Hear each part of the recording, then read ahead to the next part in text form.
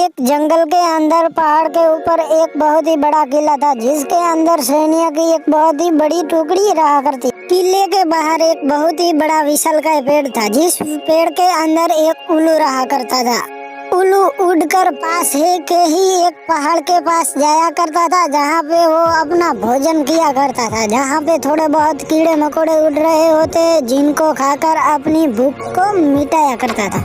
पास में ही एक बहुत ही बड़ा झील था। झील के अंदर बहुत सारे हंस रहा करते थे। उल्लू पूरा दिन पेड़ के ऊपर बैठा रहता और झील के में हंस तैर रहे होते, उनको देखना उसे बेहद ही ज्यादा पसंद था। उल्लू की बेहद ही ज्यादा इच्छा थी कि वो उन हंसों से दोस्ती करे। वो पानी पीने के लिए एक दिन झील के किनारे, तभी हंस का पूरा झुंड तैर रहा होता और वो तैरते तैरते उल्लू बैठा हुआ था उसी और किनारे पे चले जाते हैं। तब उल्लू ने हंसों से बात करने के लिए हंस से कहा, मित्र आपकी अगर आज्ञा हो तो मैं इस झील से पानी पी सकता हूँ।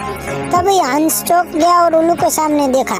हंस ने बोला, मित्र ये झील तो सबके लिए एक ही समान है। प्रकृति ने इन हम सभी के लिए ही बनाया है, इसमें क्या मेरा क्या तुम्हारा कुछ नहीं। तब उल्लू ने पानी पिया और अपना सिर हिलाकर हंसों की तरफ देखने लगा। तभी हंस कहता है, मित्र तुम बहुत उदास लग रहे हो, तुम्हें क्या हुआ मुझे जरा बताओ।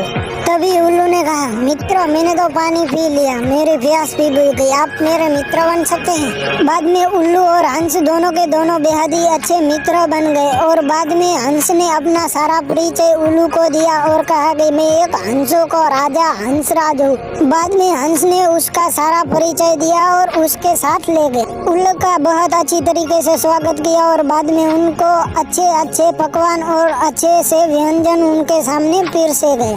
तब ये सब देखकर उल्लू को डर लगने लगा कि वो मुझे साधारण उल्लू समझकर हंस मेरी दोस्ती ना तोड़ दे।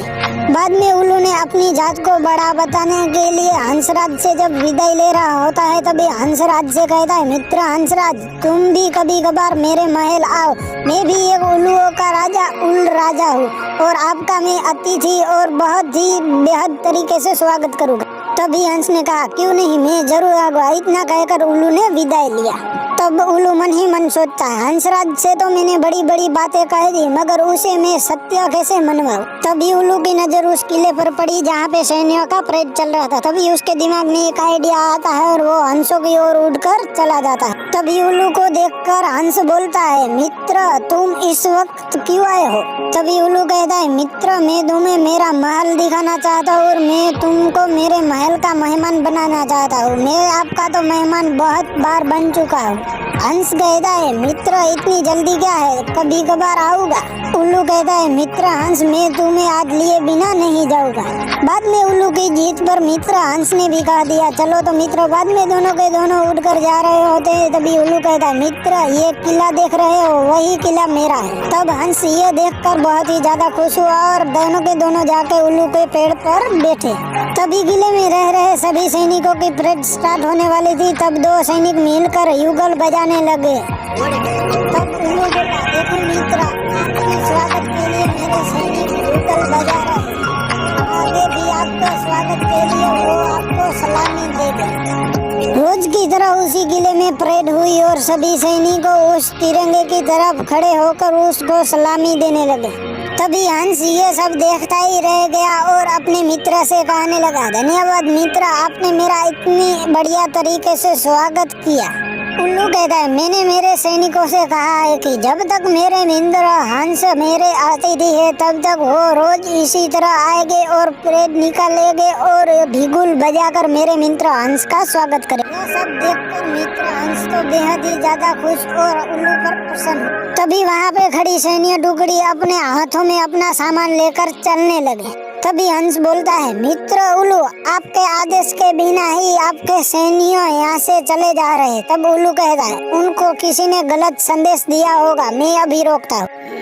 तब उल्लू ऐसी आवाज निकलने लगा। तब ये सब सैनिक सुन लेता है। तो उल्लू का ये सा आवाज सुनकर सैनिक बहुत ही ज्यादा क्रोधित हो जाता है और उल्लू की तरफ अपना तीर चला देता है। उल्लू उल्लू को लगने की वजह उसके मित्र हंस को लग जाता है और वो नीचे की ओर आकर गिर जाता है। तीर लगने की वजह से वो वहीं पर मर गया। तभी गुल्लू उसके पास आया और आके भर भर के रोने लगा और कहने लगा, मेरी झूठी शान की वजह से मेरे मित्र हंस ने अपने प्राण त्याग दिए, और तभी जोर जोर से रोने लगा।